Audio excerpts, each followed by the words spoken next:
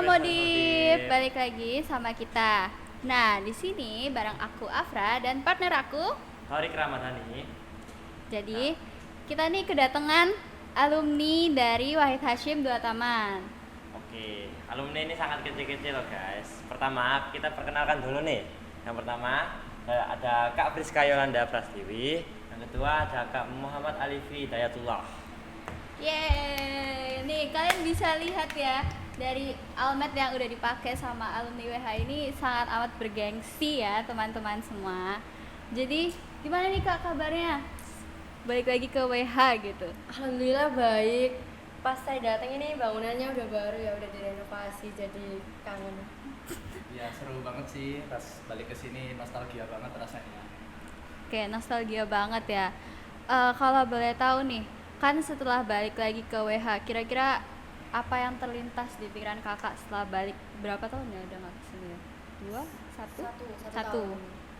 Kalau dari aku sih sebenarnya simpel ya. Kantin, beneran kangen sama kantin sekolah. Apalagi selama kuliah kan kantin kebanyakan pakai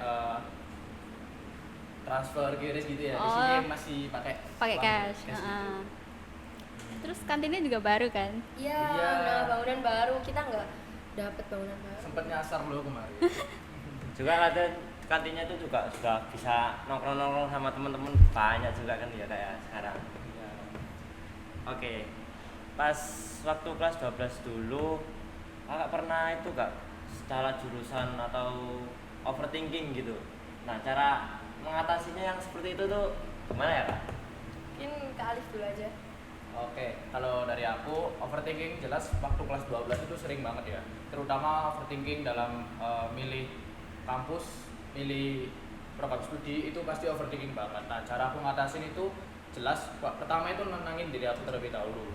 Yang kedua, aku konsultasi ke orang-orang terdekat aku, mulai dari teman, sahabat, guru, bahkan ke BK juga. Terus yang ketiga itu aku milih jurusan dan universitas sesuai sama minat aku. Kan aku dari dulu minatnya itu ke UNER ya. Nah, kampusnya kan udah jelas. Nah, untuk program studinya sendiri, aku milihnya itu sesuai karena dasarnya aku kan suka ikan ya, suka melihara, suka mancing. Makanya aku ngambilnya aquaculture seperti Oh itu. gitu. Oh, aku dulu. Berarti jurusan sekarang ini sesuai banget sama passionnya Kak Alifi ya? Alhamdulillah sangat sesuai. Kalau Kak Friska gimana? Kalau dari aku sih normal menurutku, anak kelas 12 itu ragu, bimbang gitu ya. Apalagi perpindahan dari SMA ke perkuliahan itu pasti keputusan yang penting dan berat gitu. Kalau dari aku dulu itu sama sih kayak Alif, nggak jauh beda. Cuman aku lebih prioritasin jurusan. Jadi aku dulu narik garis dari sains data itu di Surabaya ada apa aja karena aku nggak boleh ngerantau. Habis itu aku banding-bandingin dari UKT, terus yang menunjang, kurikulum, fasilitas, banyak sih. Terus akhirnya aku pilih PEMS gitu. Oke, sangat udah diperkirakan berarti harusnya untuk kelas 12 atau mungkin dari kelas 11 sudah di planning gitu ya untuk jurusan kuliah atau gimana tuh?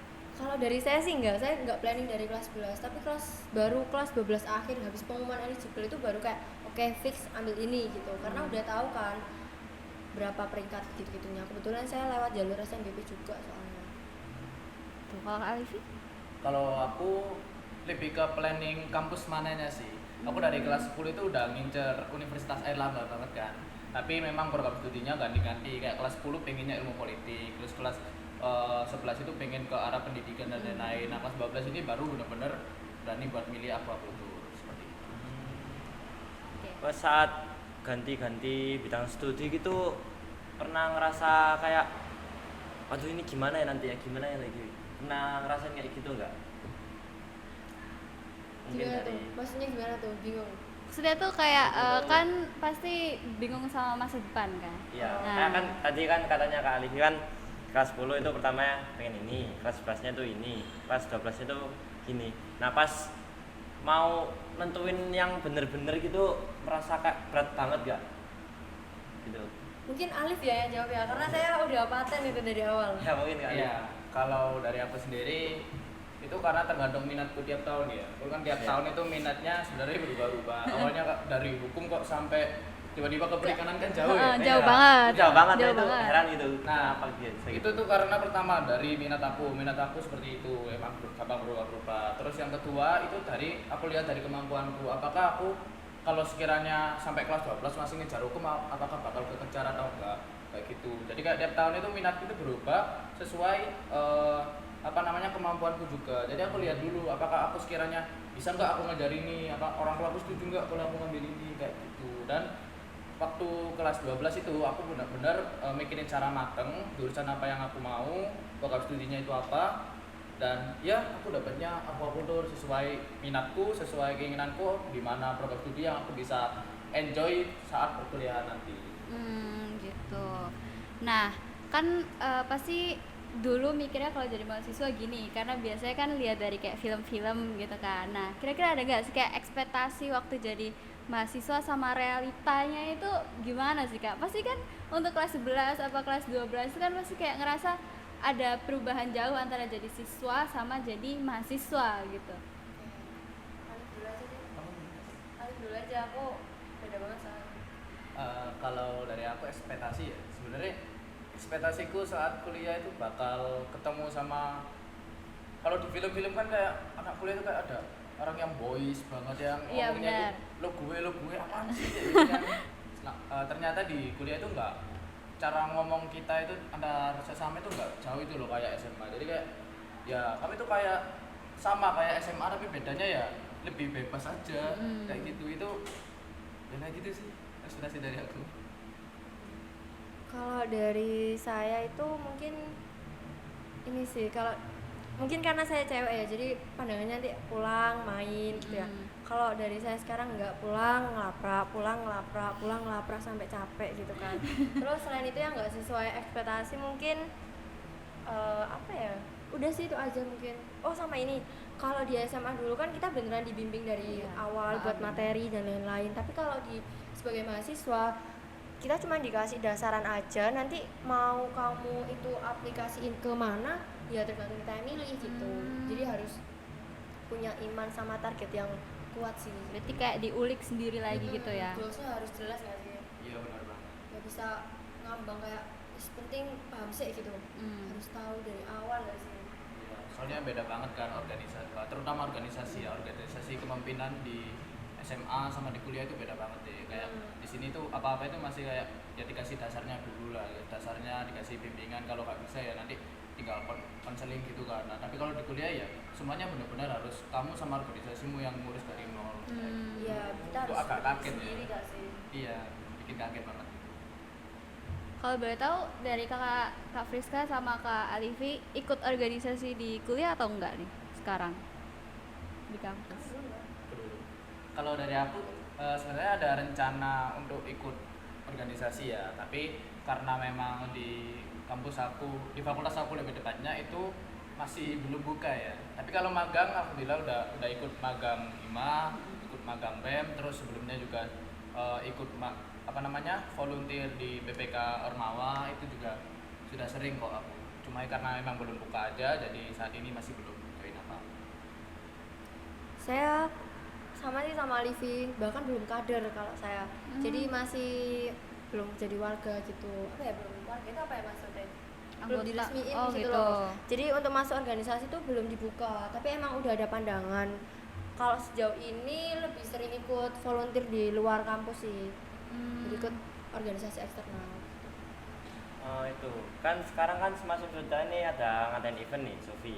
Ya. Kakaknya yang alumni Semasim Duta kan dipanggil diundang lah buat memeriahkan Sofi ini. Nah, dari kegiatan Sofi ini biasanya kakak-kakak itu nyampain apa untuk kepada siswa-siswi Semasim Duta ini? Kalau di saya tadi nyampein perihal perkenalan tentang PEN sama nyebutin lebih nonjolin tentang kelebihannya PEN sebagai poltek sama kampus elektronika gitu kan. Kan saya berfokus pada inovasi elektronik gitu. Saya lebih nonjolin itu sih. Jadi kayak kita udah menang apa aja, terus di sini nanti kamu bakal belajar apa aja, apakah lingkungannya mendukung gitu. Cukup. Ya, kalau dari aku sendiri kemarin itu aku lebih ke gimana caranya teman-teman masuk UNER aja sih. Kan kalau promosi UNER udah dibilang ya nggak perlu lah dipromosi lagi karena udah kampus top ya, top 2 ya UNER sekarang ya. Jadi udah nggak perlu dipromosi lagi. Jadi aku cuma kemarin itu fokus gimana caranya teman-teman SMA Waidas Tahun itu bisa masuk di UNER. Nah, masuk di UNER ini kan ada beberapa jalur dari SNBP, SNBT sampai Mandiri. Nah, kemarin itu aku berfokus pada jalur-jalur tersebut dan aku juga yakinin teman-teman adik kelas ya, lebih depannya ya, adik kelas ini supaya berani untuk milih UNER, karena di tahun-tahun sebelumnya itu banyak banget yang nyesel karena aku dapat skor segini, kenapa aku kemarin nggak ngambil UNER ya. Jadi kemarin aku benar-benar ngeyakinin adik-adik ini supaya berani ngambil UNER kayak gitu. Pertanyaan yang paling umum nih, pasti kan adik-adiknya tuh punya pertanyaan ya. Nah, pertanyaan yang biasanya keterima, apa itu mau kok keterima sih? Yang diterima biasanya itu yang ditanyain itu apa? Yang biasanya sering ditanyain Ya, yang paling sering ditanyain umum di sama bawah, maksudnya. siswa-siswi WH gitu. Kalau ya sebenarnya paling umum ya, karena aku SNBT, teman-teman itu banyak yang tanya itu skor masuk UNER. Itu paling sering banget, banyak yang tanya, bahkan dari luar SMA juga ada yang tanya masuk UNER itu perlu skor berapa sih. Jadi aku jawabnya kan sebenarnya tiap program studi kan berbeda. Untuk masuk UNER ada yang perlu skor 600, ada yang perlu 650, tapi ya untuk amannya ya 700-an itu udah aman lah kayak gitu. Terus selain tanya skor aman buat masuk ya paling tanya-tanya mengenai golden ticket sih. Golden ticket SNBP itu kan banyak banget yang tanya ini caranya gimana, harus daftar apa, bayar apa enggak kayak gitu. Dan ya aku jawab sesuai kemampuanku, sepengetahuanku juga aku jawabnya sesuai itu sih. Kalau di PES mungkin banyak yang ditanyain lebih kayak belajar codingnya dari mana kak, dari awal kah, diajarin dari mana, dosennya bantu nggak, anak SMA bisa survive nggak, itu laporannya tulis apa ketik, bisa tidur nggak, ya semacam pertanyaan kayak gitulah. Lebih ke apa ya, yang ditanyain lebih kayak proses kita perkuliahan ya, bukan masuknya. Bukan masuknya. Oke.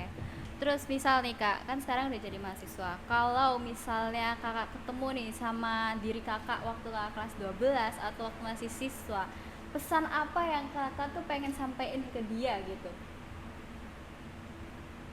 Ada nggak sih kira-kira? Karena kan pasti ada kayak penyesalan atau apa gitu.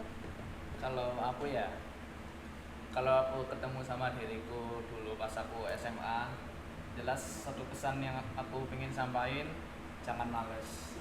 Itu sih, karena aku kan ngerasa ke SMA dulu itu males banget. Jadi selama perkuliahan ini agak berat di beberapa mata kuliah ya, terutama biologi sama kimia. Karena dulu itu benar-benar nilaiku itu ya gak bisa dibilang tinggi lah. Jadi sekarang itu perkuliahan jadi agak berat. Kalau sekiranya aku bisa ketemu sama diriku yang dulu, aku bakal ngomong kamu jangan males, kamu harus belajar yang benar, jangan sampai kamu ngecewain orang tuamu ya, terutama kayak gitu sih. Kalau Kak Fris kan? Kalau saya sih mungkin lebih kayak percaya diri aja gitu, positive thinking. Karena dulu selama SMA itu saya kurang yakin dengan keputusan apakah ambil SDT ini bisa masuk atau enggak gitu, bisa nggak ya survive, banyak pertimbangan gitu loh. Jadi stuck di situ terus, nggak ada keberanian buat maju. Tapi ya alhamdulillah sih lolos. Oke.